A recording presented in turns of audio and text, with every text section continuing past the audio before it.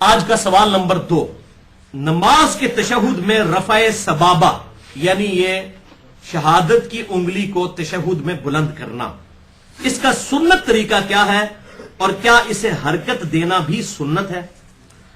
تو بھائیو، اس حوالے سے صحیح مسلم میں اوپر تلے 6 احادیث موجود ہیں انٹرنیشنل نمبر کے مطابق 1307 سے لے کر 1312 تک، اور مشکات میں 906 سے لے کر 908 تک 2 صحابہ سے، ابن عمر اور ابن زبیر رضی اللہ تعالی عنہما، ان سے کہ نبی صلی اللہ علیہ وسلم جب بھی نماز میں تشہد میں بیٹھا کرتے تھے تو بیٹھتے ہی آپ صلی اللہ علیہ وسلم اپنی یہ درمیان کی انگلی اور انگوٹھے کا حلقہ بنا لیا کرتے تھے یوں، اور یہ 2 انگلیاں بند کر کے۔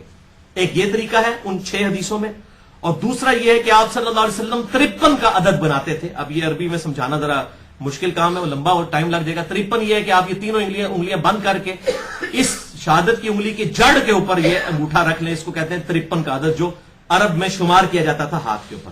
یہ دونوں طریقے سنت ہیں، یہ بھی اور یہ بھی، یہ دونوں صحیح مسلم میں نے نمبر بتا دیے۔ اور پھر آپ صلی اللہ علیہ وسلم تشہد میں بیٹھتے ہی یہ کر لیا کرتے تھے۔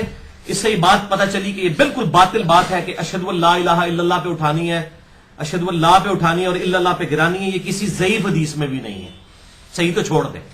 بیٹھتے ہی آپ صلی اللہ علیہ وسلم یہ کام کیا کرتے تھے، اور اس حوالے سے جو فقہ حنفی کے بعض علماء کا یہ موقف ہے، سب کا نہیں لیکن بعض علماء کا یہ موقف ہے کہ یہ تشہد میں انگلی اٹھانا حرام ہے۔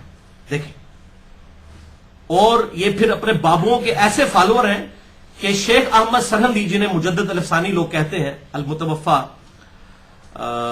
1036 ہجری، انہوں نے باقاعدہ حرام کا فتویٰ لکھا ہے۔ اور یہاں پہ بھی جتنے نقشبندی مجددی ہیں نا، یہ تشہد میں انگلی نہیں اٹھاتے ہیں، بابا جی کو فالو کر رہے ہیں۔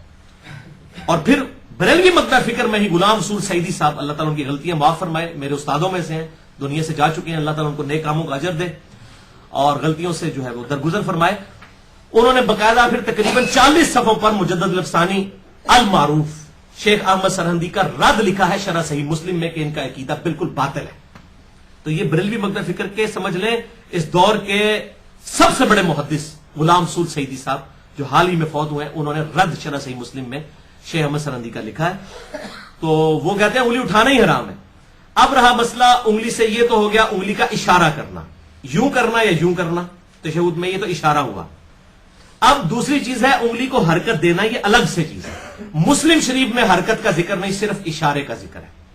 تو اس میں یہ بات امپلائڈ ہے کہ ابن زبیر اور ابن عمر رضی اللہ تعالی عنہما نے آپ صلی اللہ علیہ وسلم کو تشہد میں اس وقت آبزرو کیا ہے کہ آپ نے صرف انگلی سے اشارہ کیا ہوا تھا، ہلا نہیں رہے تھے۔ یہی مطلب نکلا، ورنہ وہ کہتے کہ ہلا بھی رہے تھے۔ اس کا مطلب ہے تشہد میں کچھ ایسا پیریڈ بھی ہے جس میں آپ نے نہیں ہلانی اور کچھ دیر کے بعد ہلانی ہے۔ یہ صحیح مسلم امپلائڈ ہو گیا۔ اور وہ وقت کیا ہے؟ سنن ابی داؤد میں 957 نمبر، سنن نسائی میں 890 نمبر اور مشکات میں 911 نمبر حدیث ہے۔ وائل بن حجر رضی اللہ تعالیٰ عنہ کہتے ہیں کہ میں نے نبی صلی اللہ علیہ وسلم کو دیکھا کہ آپ جب تشہد بیٹھتے تو یہ درمیانی انگلی اور انگوٹھے کا حلقہ بنا لیتے، اور آپ صلی اللہ علیہ وسلم یحرکھا ویدعو بھا، اس کو حرکت دیتے اور دعا اس کے ساتھ مانگتے، اور دعا آتی ہے درود شریف کے بعد، یعنی دعا کی حالت میں اسے ہلاتے تھے۔ اسی لیے وہ مسلم شریف میں ابن زبیر اور ابن عمر سے یہ نہیں آیا کہ وہ ہلا رہے تھے، اس وقت صرف اشارہ ہے، دعا میں اسے ہلانا ہے۔ لہٰذا شیخ زبیر لذیذ صاحب کا موقف بالکل ٹھیک ہے، جو انہوں نے میرے ساتھ انٹرویو دیا تھا جو 17 جون 2009 کو 100 کوسچنز ود شیخ زبیر لذیذ، تقریباً 50,000 سے زیادہ لوگ دیکھ چکے ہیں، میرے ساتھ 1 to 1 ان کا انٹرویو تھا، اس میں بھی انہوں نے کہا کہ صرف دعاؤں میں اسے ہلانا ہے۔ اور بعض جو علماء عرب ہیں اور یہاں پر بھی کچھ کٹر قسم کے سلفی جو ہیں، سب نہیں کچھ لوگ، ان کا یہ موقف باطل ہے کہ پورے تشہد میں اسے ہلانا نہیں، صرف دعاؤں میں۔ اب دعاؤں میں امپلائڈ یہ ہے کہ پھر پہلے تشہد میں نہیں ہلائیں گے، اس میں بھی آپ دعائیں پڑھ سکتے ہیں، آپ صلی اللہ علیہ وسلم ثابت ہے، دعا تک پہنچے تو ضرور کریں، وہ میں حوالہ بھی دے دیتا ہوں۔ آخری تشہد میں تو دعاؤں کے اندر اسے ہلانا ہے۔ اور اس حوالے سے شیخ زبیر صاحب نے توضیح الاحکام پہ بھی صفحہ نمبر 386 پہ یہ بات لکھ دی کہ صرف دعاؤں میں ہلانا ہے۔ آج سے 4 مہینے پہلے مجھے انڈیا سے ایک ای میل آئی جی۔ اب وہ ایک بڑے مشہور مولوی صاحب ہیں، میں ان کا نام نہیں لیتا، انڈیا کے ہیں، وہ پھر بالکل پرسنل بات ہو جائے گی، اکثر باتیں بے حوالہ کرتے ہیں، بلکہ میں نے تو ڈاکٹر ذاکر نائک کے علاوہ تو میں نے کسی کو نہیں دیکھا کہ وہ حوالے دیتا ہو یا میں حوالے دے رہا ہوتا ہوں، باقی تو سارے جو منہ میں آتا ہے وہ بول رہے ہوتے ہیں بغیر حوالوں کے۔ تو اس نے بھی بات کر دی کہ نہیں جی نہیں، ہم تو اس لیے یہ جو الفاظ ہیں یحرکھا ویدعو بہا، تو پورا تشہد ہی دعا ہے، تو اس لیے ہم پورے، تو دروشی بھی دعا ہے. آن دا فیس آف آرگومنٹ بات بالکل ٹھیک ہے کہ دروشی بھی دعا ہے. تو میں نے اس بھائی کو جس نے ای میل بھیجی، میں نے کہا بات یہ کہ بھائی قیام جو ہے سورۃ الفاتحہ قرات نہیں ہے کیا؟ ہے، لیکن جب ہم قیام کی بات کرتے ہیں ہم کہتے ہیں قیام تین چیزوں کا مجموعہ ہے، ثنا کا جسے ہم دعائے استفتاح کہتے ہیں، سورۃ الفاتحہ اور پھر قرات. حالانکہ فاتحہ بھی قرات ہے لیکن ہم تین حصوں میں ڈیوائڈ کرتے ہیں. اسی طریقے سے تشہد جو ہے یہ تین حصوں کا مجموعہ ہے، اللہ کی حمد، درود شریف اور دعا. وہ کہتا ہے جی دلیل پیش کریں. میں نے کہا دلیل میں پیش کر دیتا ہوں، پھر دیکھتے ہیں آپ مانتے ہیں کہ نہیں مانتے. پھر وہی ہوا کہ آج 4 مہینے گزر کے ماننے سے انکار کر دیا. تو منکرین حدیث صرف بریلوی دیوبندیوں نہیں، اہل حدیث میں بھی موجود ہے. اپنے بزرگ بابوں کو چھوڑنا بڑا مشکل کام ہوتا ہے. تو انہوں نے پھر دوبارہ اتنی بھی توفیق نہیں کی کہ آپ نے حدیث پیش کر دی ہے تو میں رجوع کرتا ہوں، یا میرے جو مولوی صاحب رجوع کرتے ہیں یا میرے بابا جان جو ہیں وہ رجوع کر لیتے ہیں جن کا میں فالوور ہوں، نہیں کیا. اب میں آپ کو حوالہ دے دیتا ہوں، سنن نسائی میں 1720 اور 1721 نمبر حدیث ہے صحیح سند کے ساتھ.